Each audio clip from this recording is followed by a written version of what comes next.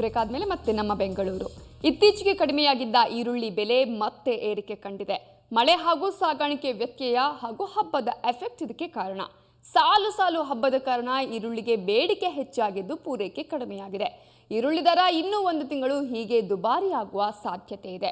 Wholesale ಮಾರುಕಟ್ಟೆಯಲ್ಲಿ ಇವತ್ತಿನ ಈರುಳ್ಳಿ ದರ ಕೆಜಿಗೆ 55 ರಿಂದ 60 ರೂಪಾಯಿ ಇದ್ದು, ಚಿಲ್ಲರೆ ಮಾರುಕಟ್ಟೆಯಲ್ಲಿ ಕೆಜಿಗೆ 65 ರಿಂದ 70 ರೂಪಾಯಿಗೆ ಏರಿಕೆಯಾಗಿದೆ. ಈರುಳ್ಳಿ ದರ ಏರಿಕೆ ರೈತರ ಮೊಗದಲ್ಲಿ ಹರ್ಷ ಮೂಡಿಸಿದೆ.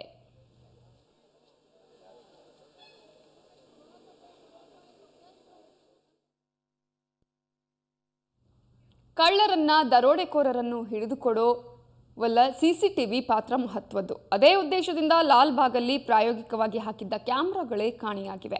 ಇದು ತೋಟಗಾರಿಕಾ ಇಲಾಖೆ ಮಾಡಿರೋ ಎಡವಟ್ಟಿನ ಕೆಲಸ. ಈ ಸುದ್ದಿಯನ್ನ ನೋಡ್ತಾ ನಮ್ಮ ಬೆಂಗಳೂರನ್ನ ಮುಗಿಸ್ತಾ ಇದ್ದೀವಿ.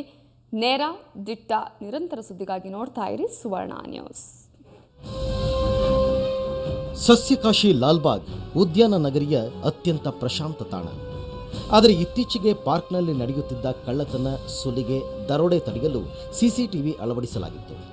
ಆದ್ರೀಗ ಆ ಕ್ಯಾಮೆರಾಗಳೇ ಕಣ್ಮರೆಯಾಗಿದೆ. ಇದಕ್ಕೆಲ್ಲ ಕಾರಣ ತೋಟಗಾರಿಕಾ ಇಲಾಖೆ ಅನ್ನೋ ಆರೋಪ ಕೇಳಿ ಬರ್ತಾ ಇದೆ. ಲಾಲ್ಬಾಗ್ ಒಳಗೆ ಅನುಮತಿ ಪಡೆಯದೆ ಸಣ್ಣ ಪುಟ್ಟ ಅಂಗಡಿ ನಡೆಸುತ್ತಿದ್ದ ಕೆಲವರು ಕ್ಯಾಮೆರಾದಲ್ಲಿ ಸೆರೆಯಾಗುವುದನ್ನು ತಪ್ಪಿಸಲು ಸಿಸಿಟಿವಿ ತೆಗೆಯಲಾಗಿದೆ ಅಂತಾರೆ ನಡಿಗೆದಾರ. ಸಿಕ್ಕಾಪಟ್ಟೆ ಒಳ್ಳೆ ಖರ್ಚು ಮಾಡಿ ಜನರಿಗೆ ಭಾಳ ಅನುಕೂಲ ಮಾಡಿಕೊಟ್ಟಿದ್ದಾರೆ. ಆದರೆ ಇಲ್ಲಿಂದ ಇರ್ತಕ್ಕಂಥ ಅಧಿಕಾರಿಗಳು ಕೆಲವು ಲೋಪದೋಷಗಳು ಇವೆ. ಅವು ಏನಾಗಿದೆ ಅಂದರೆ, ಈಗ ನೋಡಿ ಒಳಗಡಿಕೆ CC ಕ್ಯಾಮ್ರಾನ ಅಳವಡಿಸಿದ್ರು, ಅದನ್ನು ಯಾವುದೂ ವರ್ಕ್ ಆಗ್ತಾಯಿಲ್ಲ, ಯಾವುದೂ ಇದು ಮಾಡ್ತಾಯಿಲ್ಲ. ಅವೆಲ್ಲ ಸುಮ್ಮನೆ ವೇಸ್ಟ್ ಆಗಿದೆ. ಕೆಲವೇನಾಗಿದೆ ಅಂದರೆ, ಒಳಿಕೆ ಬರೋಂಥ ಪದಾರ್ಥಗಳು ಅವು ಇವು ಸಾಮಾನು ತಗೊಂಬರೋದು ಗೊತ್ತಾಗ್ಬಿಡ್ತದೆ ಅಂತ ಹೇಳಿ ಅದನ್ನು ಒಂದು ವಿಧದಲ್ಲಿ ತಡೆ ಹಿಡ್ದಿರ್ಬೋದು. ಈ ಬಗ್ಗೆ ತೋಟಗಾರಿಕಾ ಇಲಾಖೆ ಅಧಿಕಾರಿಗಳಿಗೆ ಕೇಳಿದರೆ, ಪ್ರಾಯೋಗಿಕವಾಗಿ ಹಾಕಿದ್ವಿ, ಮುಂದಿನ ತಿಂಗಳು ಮತ್ತೆ ಅಳವಡಿಸ್ತೀವಿ ಅಂತ ಸಬೂಬು ಹೇಳ್ತಿದ್ದಾರೆ.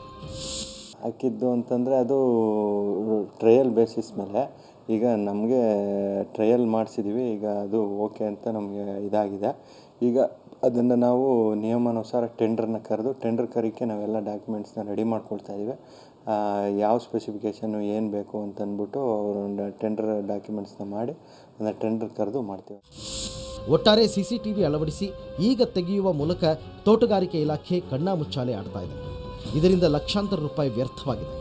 ಇತ್ತ ಮತ್ತೆ ಕಳ್ಳಕಾಕರ ಭೀತಿ ಶುರುವಾಗಿದೆ. ಬೆಂಗಳೂರಿನಿಂದ ಕ್ಯಾಮರಾಮನ್ ಮಹೇಶ್ ಜೊತೆ ಮಮತಾ ಮರ್ಧಾಳ, ಸುವರ್ಣ ನ್ಯೂಸ್.